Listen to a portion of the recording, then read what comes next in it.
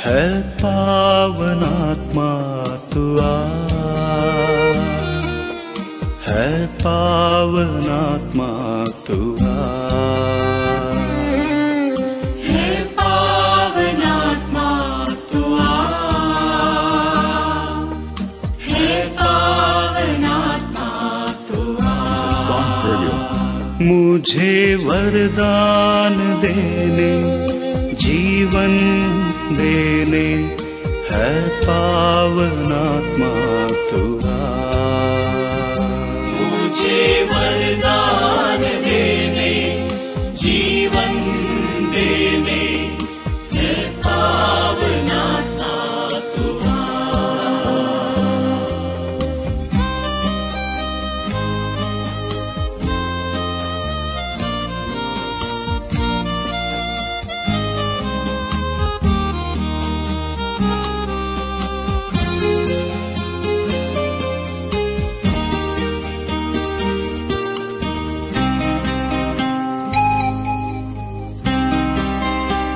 Jesus songs for you. मुझ में प्रेम की बाती जला, प्रेम की बाती जला, मुझ में प्रेम की बाती जला, प्रेम की बाती जला। जीवन दाता मुक्ति प्रदाता है पावनात्मा तू आ, जीवन दाता मुक्ति प्रदाता है पावनात्मा तू आ। Songs for you. है पावनात्मा तू आ, है पावनात्मा तू आ, है पावनात्मा तू आ, है पावनात्मा तू आ।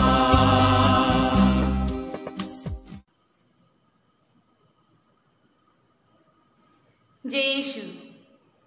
प्यारे बच्चों, आज हम फिर एक बार नया पाठ पढ़ने के लिए एकत्र हुए हैं। लेकिन इस नए पाठ को पढ़ने के पहले चलिए हम हमारे पिछले पाठ को रिवाइज करें। क्या आपको याद है कि हमने पिछले बार क्या पढ़ा था? हाँ, पिछले बार हम हमारा 6वां पाठ पढ़ रहे थे, जिसमें हमने वे लोग जिन्होंने वचन के अनुसार जीवन बिताया इसके बारे में पढ़ा था, जहाँ पर हम माता मरियम की मिसाल के बारे में पढ़ते हैं। और फिर उसके बाद हमने अनेक संतों के बारे में पढ़ा जिन्होंने वचन को अपना केंद्र बिंदु बनाकर उसके अनुसार जीवन बिताया। फिर बाद में हमने पुरोहितगण, समर्पित लोग, लोक धर्म लोग और जो सेवा कार्य में लगे हुए हैं उन सभी लोगों के बारे में पढ़ा और कैसे प्रभु का वचन उन्हें मार्ग दिखाता था इसके बारे में पढ़ा। तो आइए आज हम हमारा नया पाठ पढ़ते हैं, जिसका नाम है प्रेरित कार्यों के उपाय। इस पाठ को हम पढ़ते समय मुझे यकीन है कि आप सबके मन में प्रभु के कार्यों को अपने जो भी सिचुएशंस है उसमें करने की उत्साह जाग उठेगी और आप सब अपने अपने जगहों में अपने अपने कामयाबी के अनुसार प्रभु के प्रेरित कार्य में लग जाएंगे। बाइबल में हम देखते हैं कि प्रभु ईसा मसीह अपने बिजी शेड्यूल के बाद जब दिन भर वे लोगों में सुसमाचार फैलाने और उनकी बीमारों को दूर करने और अनेक चमत्कार करने के बाद थककर जब वे प्रार्थना के लिए एकांत स्थल में जाते हैं, तब बाकी शिष्य लोग उन्हें ढूंढते हुए उनके पास आते हैं। जब वे प्रभु को ढूंढते हैं तो फिर वे जाकर उनसे फिर उन लोगों के पास वापस आने का आग्रह करते हैं। लेकिन प्रभु ईसा मसीह उनसे कुछ स्पेशल कहते हैं। वे कहते हैं कि नहीं, मुझे और भी अनेक गांवों में जाकर प्रभु के वचन को फैलाना है, अनेक कस्बों में जाकर प्रभु के सुसमाचार को फैलाना है, और इसीलिए वे बुलाए गए थे। प्रभु ईसा मसीह इसके बाद शिष्यों के साथ गलीलिया के अनेक कस्बों और गलियों में जाकर प्रभु के वचन को फैलाते गए और अनेक चमत्कार उन्होंने वहां दिखाए। सच कहे तो प्रभु ईसा मसीह के यह कार्य ही हमारे प्रेरित कार्यों का आधार है और केंद्र है। प्रभु ईसा मसीह के प्रेरित कार्य ही हमारे प्रेरित कार्यों का आधार और केंद्र बिंदु है। जो भी प्रभु ईसा मसीह ने उनके जीवन में किया, उसे हम हमारे आज के प्रेरित कार्यों के द्वारा निरंतरता में रखते हैं, जारी करते हैं। प्रभु का वचन हमें इस कार्य के लिए बाध्य करता है, और कलीसिया इस दौत्य को प्रार्थना, सेवा कार्य, दुख भोग और वचन की घोषणा द्वारा पूरा करती है। ये जो प्रभु ईसा मसीह के दिए हुए प्रेरित दौत्य है, उसे आज कलीसिया किस तरह निभाती है? फिर एक बार, प्रार्थना द्वारा, वचन की घोषणा द्वारा, दुख भोग द्वारा और अपने सेवा कार्यों द्वारा आज माता कलीसिया अपने इस प्रेरित दौत्य को पूरा करती है। तो आइए हम अब एक एक करके इन प्रेरित कार्यों के बारे में पढ़ें। सबसे पहले हम प्रार्थना के प्रेरित कार्य के बारे में पढ़ें।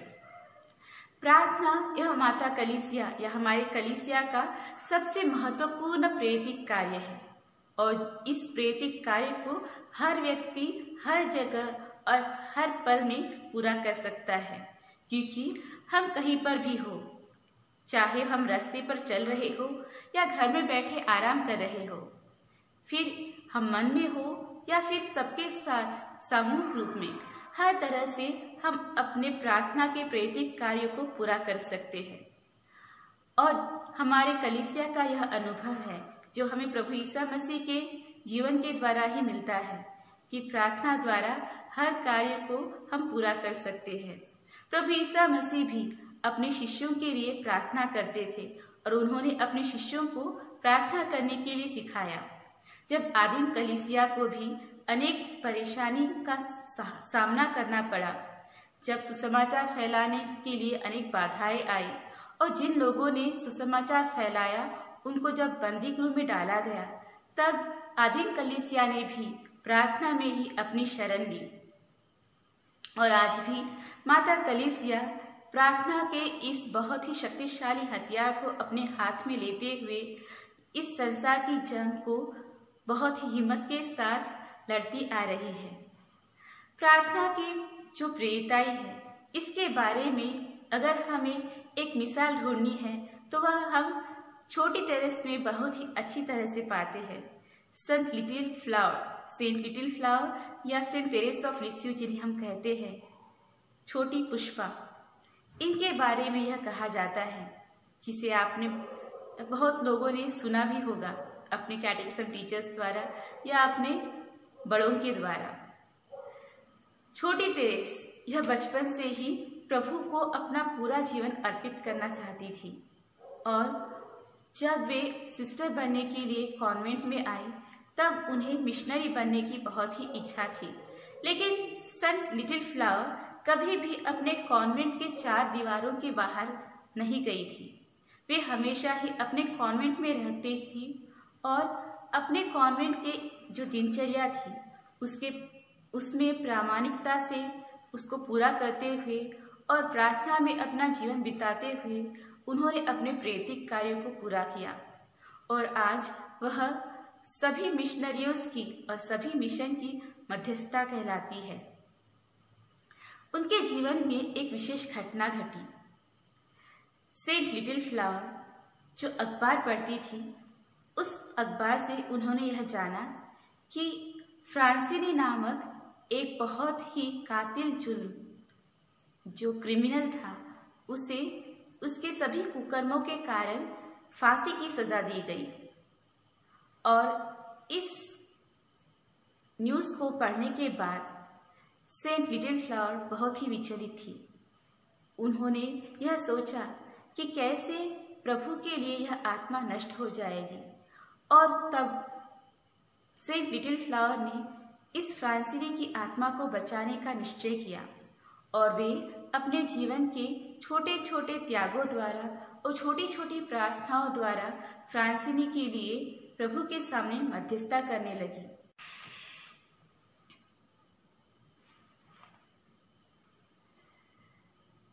सेंट लिटिल फ्लावर की प्रार्थनाएं व्यर्थ नहीं गई।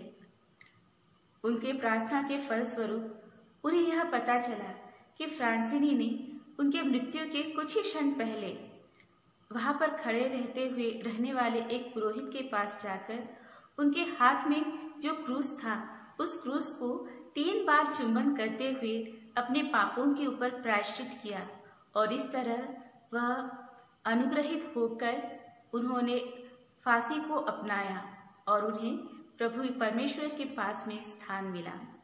देखिए बच्चों, किस तरह सेंट लिटिल फ्लावर ने, जो बहुत ही छोटी बच्ची थी, फिर भी अपने छोटे छोटे त्यागों और प्रार्थनाओं द्वारा प्रभु के लिए इस आत्मा को हासिल किया।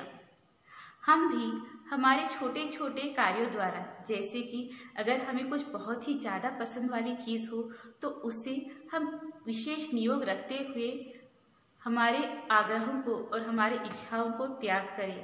यदि हमें कुछ पिज़्ज़ा खाने के लिए या बड़े बड़े चॉकलेट खाने के लिए इच्छा हो रही हो, लेकिन फिर भी हम कुछ स्पेशल नियोग रखते हुए उस इच्छा को त्याग कर उस पैसों को कुछ अच्छे कार्य के लिए जब अपनाते हैं, या फिर हमें जब रास्ते पे कोई मदद की खोज में दिखते हो और उसे उस रास्ता पार करने के लिए उन बुजुर्गों की जब हम मदद करते हैं, या फिर हमारे घर में ही हमारे माता पिताओं को और ये बूढ़े बुजुर्गों को जब हम मदद करते हैं, हमारे छोटे भाई बहनों को उनके पढ़ाई में जब हम मदद करते हैं और अन्य तरह की मदद करते हैं, तब उस सभी कार्यों के द्वारा फिर वह छोटे से छोटे कार्य, यानी कि नीचे पड़ा हुआ एक पेपर का टुकड़ा भी यदि हम प्रभु के प्यार के लिए अच्छे नियोग रखते हुए उसे करते हैं, तो हम ज़रूर ही प्रभु के लिए अनेक आत्माओं को हासिल करते हैं। और यही सेंट लिटिल फ्लावर की स्पिरिचुअलिटी का शॉर्टकट था, जिससे छोटे छोटे कार्यों द्वारा वे प्रभु के लिए बड़े ही प्रेम से जब करती थी, तब प्रभु के सामने यह छोटे कार्य बड़े बन जाते थे। सेंट लिटिल फ्लावर अपने कॉन्वेंट में रहते हुए भी आज सारे मिशनरियों की और मिशन की मध्यस्थता है, और एशिया में जो सबसे बड़ा अयाचकीय समूह है, उस पुष्पा मिशन लीग की मध्यस्थता भी सेंट लिटिल फ्लावर ही है। सेंट लिटिल फ्लावर के बाद में हम पढ़ते हैं सेंट एउप्रासिया के बारे में। सेंट एउप्रासिया यह हमारे ही देश की संत है। केरल के एक सन्यासिनी थी सेंट एउप्रासिया, जिन्होंने कार्मल के संघ में प्रवेश किया था, और वे एक कार्मलाइट सीएमसी सिस्टर थी। वे भी प्रार्थना करने वाली अम्मा कहलाती थी, क्योंकि उन्होंने भी अपने जीवन में प्रार्थना को ही अपना सबसे बड़ा प्रेषित कार्य माना। वे अपने कॉन्वेंट में रहकर जो भी उनके पास आते, उनके सभी नियोगों को प्रभु के चरणों में लेकर घंटों गिरजाघर के एक कोने में बैठकर प्रार्थना में लगी हुई रहती थी। स्कूल में जाने वाले बच्चे, परीक्षा लिखने वाले बच्चे, या फिर अपने घर में अपने माता पिता के कुछ बुरी आदतों के कारण परेशान होने वाले लोग, और जो भी तरह के अनेक प्रकार के मुसीबत है, उन सभी मुसीबतों को लेकर अनेक लोग, बच्चे हो, बूढ़े हो या जवान, सब लोग माँ एउप्रासिया के पास प्रार्थना की याचना लेकर आया करते थे। और माँ एउप्रासिया उनसे कहती थी, मरकर भी नहीं भूलूंगी। और वे पूरा मन लगाकर उनके पास जो कोई भी आता उन सबके लिए विशेष प्रार्थना करते हुए घंटों गिरजाघर में बैठी रहती थी। गिरजाघर में ही नहीं, जब वे कॉन्वेंट के वरांदों में चलती थी तब भी उनके हाथों में जपमाला के मणि घूमते रहते थे और इसीलिए लोग उन्हें प्रार्थना करने वाली अम्मा या फिर चलता हुआ प्रभु का घर कहलाते थे।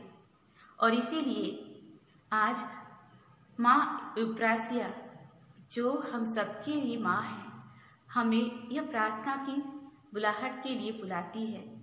हम भी इस प्रार्थना के मार्ग पर चलें और हमारे जीवन के छोटे छोटे त्यागों को प्रभु के सामने अनेकों के लिए अर्पित करें और इस तरह हम हमारे जीवन में इस प्रेरित कार्य को और इसके दौत्य को पूरा कर सकते हैं। अब हम पढ़ेंगे वचन की प्रेरिताई के बारे में।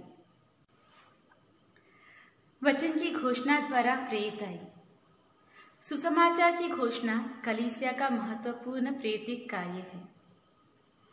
यह कहा जाता है कि सुसमाचार की घोषणा सबसे महत्वपूर्ण प्रेरित कार्य है, क्योंकि सुसमाचार के द्वारा ही हम प्रभु ईसा मसीह को जान सकते हैं और ईश्वर के रहस्यों को समझ सकते हैं। संत पौलुस यह कहते हैं, यदि सुना ही नहीं हुआ तो विश्वास कैसे करेंगे, और यदि घोषणा ही न की हो तो कैसे सुनेंगे। और इसीलिए हम कहते हैं कि सुसमाचार की घोषणा सबसे महत्वपूर्ण प्रेरित कार्य है। कलीसिया का दौत्य और कलीसिया की बुलाहट ही है वचन की घोषणा या सुसमाचार की घोषणा। सुसमाचार की घोषणा को या अपना केंद्र बिंदु बनाते हुए अनेक संत लोगों ने हमारे लिए अपने जीवन की मिसाल दी है। उनमें से है संत फ्रांसिस ऑफ असीसी और फ्रांसिस जेवियर। सुसमाचार की घोषणा के बारे में सेंट फ्रांसिस ऑफ असीसी के लाइफ में से हम इस घटना के बारे में बहुत ही अच्छे से जानते होंगे। सेंट फ्रांसिस अपने एक प्रिय शिष्य के साथ वचन की घोषणा करने के लिए निकले। उस दिन वह शिष्य बहुत ही उत्सुक था कि वह अपने गुरु सेंट फ्रांसिस के साथ वचन की घोषणा के लिए निकल पड़ा और वह बहुत उत्सुकता से सेंट फ्रांसिस की ओर देखता गया कि आज वे किस तरह से वचन की घोषणा करेंगे। पूरा दिन बीतने को आया, लेकिन उस शिष्य ने देखा कि सेंट फ्रांसिस ने अभी तक घोषणा नहीं की। फिर नाराज होकर वह सेंट फ्रांसिस से पूछने लगा, गुरुवर, आपने तो कहा था कि आज हम वचन की घोषणा करेंगे, लेकिन आपने तो अब तक एक भी शब्द नहीं कहा। फिर हमने सुसमाचार की घोषणा कैसे की? तब सेंट फ्रांसिस उनसे कहते हैं, निरंतर वचन की घोषणा करते रहो और सिर्फ जरूरत पड़ने पर ही शब्दों का प्रयोग करो। और शिष्य समझ गया कि सेंट फ्रांसिस क्या कह रहे थे। सेंट फ्रांसिस ऑफ असीसी ने यह बताया कि हमारे वचन की घोषणा सिर्फ हमारे जुबान से या मुंह से नहीं, बल्कि हमारे जीवन से होनी चाहिए। दिन भर जो कुछ भी सेंट फ्रांसिस ने किया था, लोगों की सेवा और अच्छे कार्य, इस सब के जरिए सेंट फ्रांसिस सुसमाचार की घोषणा ही कर रहे थे। और से उनके शिष्य ने इस बात को समझकर उनकी सराहना की।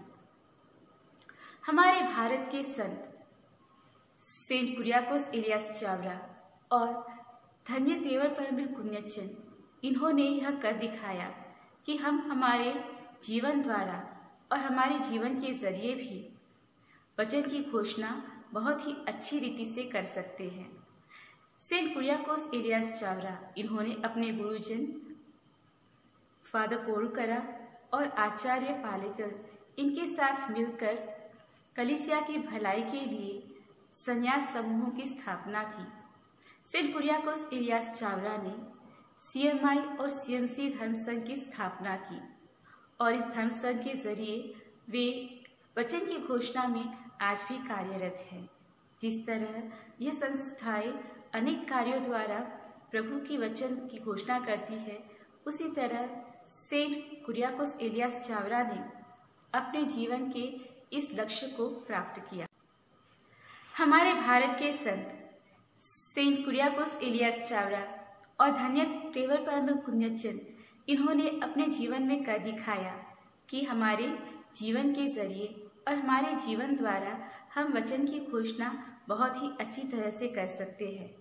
संत कुरियाकोस एलियास चावरा, इन्होंने अपने गुरुजन फादर बोरुकरा और आचार्य पालेकर, इनके साथ मिलकर धर्म संघों की स्थापना की। CMI और CMC संस्थाएं इन्हीं के द्वारा स्थापित हैं। संत कुरियाकोस एलियास चावरा उस समय सिरोमरवा कलीसिया के प्रति या विकार जनरल थे और इस अधिकार को उपयोग करते हुए उन्होंने यह आदेश दिया कि हर एक पल्ली के साथ वहाँ एक स्कूल की स्थापना की जाए। हर एक चर्च के साथ एक या हर एक पैरिश के साथ यहाँ बच्चों के पढ़ने के लिए स्कूल हो। इस तरह पढ़ाई के ऊपर और शिक्षा के ऊपर जोर देते हुए उन्होंने लोगों में जागरूकता निर्माण की और इस स्कूल का उपयोग सिर्फ पैरिश के लोगों के लिए ही नहीं, बल्कि वहाँ के सभी लोगों के लिए यह स्कूल खुली थी, जहाँ पर जाति या धर्म का या लिंग का भी कोई भी भेदभाव नहीं था। संत कुरियाकोस एलियास चावरा माध्यमों के महत्व को समझते हुए, प्रसार माध्यमों के महत्व को समझते हुए उन्होंने मुद्रालयों की स्थापना की। उन्हीं के जरिए प्रथम कैथलिक प्रेस का निर्माण हुआ और उन्होंने मानानम में 1844 में प्रिंटिंग प्रेस की स्थापना की और इसी प्रिंटिंग प्रेस से अनेक अखबारों और पॉम्फलेट्स और अच्छी किताबों द्वारा लोगों में उन्होंने विश्वास के मूल्यों को स्थापित किया। संत कुरियाकोस एलियास चावरा, इन्होंने अनाथालय भी स्थापित किया जो उनके नेटिव प्लेस कैनागिरी में था। वहाँ पर निराश्रित लोगों के लिए और अनाथों के लिए उन्होंने अनाथालय की स्थापना की, जो निराश्रित लोगों के लिए एक उद्यम कदम था। संत कुरियाकोस एलियास चावरा ने जो मृत्यु की शैया में है उन लोगों के लिए एक विशेष फ्रैटर्निटी का भी स्थापना किया और इस तरह अनेक कार्यों के द्वारा संत कुरियाकोस एलियास चावरा लोगों की सेवा में लगे रहे। उन्होंने सभी पैरिशों में ध्यान शिविरों का नियोजन किया और पैरिशों के लिए और पुरोहितों के लिए यह आदेश दिया कि मिसा बलिदान में वचन के समाचार के वाचन के बाद पुरोहितगण उसके बारे में लोगों को उपदेश दे या भाषण दे। इस तरह उन्होंने प्रभु के वचन को लोगों के बीच में बांटने के लिए अनेक प्रयत्न किए और आज संत कुरियाकोस एलियास चावरा हमारे लिए वह चमकता सितारा है जो हमें परमेश्वर की ओर ले आते हैं। संत कुरियाकोस एलियास चावरा के साथ साथ हम धन्य तेवर परमवीर कुन्यचन के बारे में भी पढ़ें। वे भी एक पल्ली पुरोहित थे। उन्होंने दलितों के बीच में काम करना पसंद किया और वे दलितों के पिता के नाम से भी जाने जाते थे। वे अनेक बच्चों को और अनेक लोगों को विश्वास में लाने के लिए प्रयत्न करते रहे। उन्होंने संत जॉन मरिया वियानी की तरह ही अपने पैरिश प्रीस्ट होते हुए भी हमारे अपनी प्रार्थना द्वारा, त्यागों द्वारा और पाप स्वीकार के द्वारा लोगों को परमेश्वर की ओर ले आने की कोशिश की। उन्होंने 5000 से भी ज़्यादा लोगों को बपतिस्मा दिया और वे उन्हें मेरे बच्चे यह कहते थे। जिन्हें भी वे विश्वास में ले आते थे उन्हें अपने बच्चे की तरह उनका देखभाल करते। धन्य तेवर परमवीर कुन्यचन आज दलितों के पिता के नाम से जाने जाते हैं और वे जल्द ही संत की श्रेणी में रखे जाते हैं। आइए हम भी इन संतों का उदाहरण लेते हुए उन्हीं की तरह वचन के द्वारा और प्रार्थना द्वारा हमारे प्रेरित दौत्य को पूरा करने की कोशिश करें। आज का क्लास हम यही समाप्त करेंगे और आपके होमवर्क के लिए कुछ ना कुछ तो देना ज़रूरी है ना। तो आज मैं आपको एक छोटी सी बात करने के लिए कहती हूँ। आपके होमवर्क के लिए आप इस बात पर चर्चा करें कि आप आज के आधुनिक युग में हम किस तरह हमारे लोक धर्मी कार्यों को पूरा कर सकते हैं। इस आधुनिक युग में कैसे कलीसिया अपने लोक धर्मी कार्यों को पूरा करती है या लोगों की सेवा में लग रही है, इसके ऊपर चर्चा करते हुए इसके बारे में एक छोटा सा रिपोर्ट तैयार करके अपने बुक में ज़रूर लिखिए। तो चलिए हम छोटी सी प्रार्थना द्वारा इस क्लास को समाप्त करें। हम सब हाथ जोड़ें और आंखें बंद करते हुए परमेश्वर से प्रार्थना करें। हे प्रभु, आज के इस सुंदर दिन के लिए हम आपको धन्यवाद देते हैं। प्यारे प्रभु, आपने अपने जीवन द्वारा हमें प्रेरित कार्यों के बारे में पढ़ाया है। आपने इस पृथ्वी पर रहते हुए सुसमाचार की घोषणा, चंगाई और अनेक चमत्कारों द्वारा हमारे बीच में प्रेरित कार्य किए हैं, जो आज हमारे प्रेरित कार्यों का केंद्र बन गए हैं और हमारे लिए मिसाल है।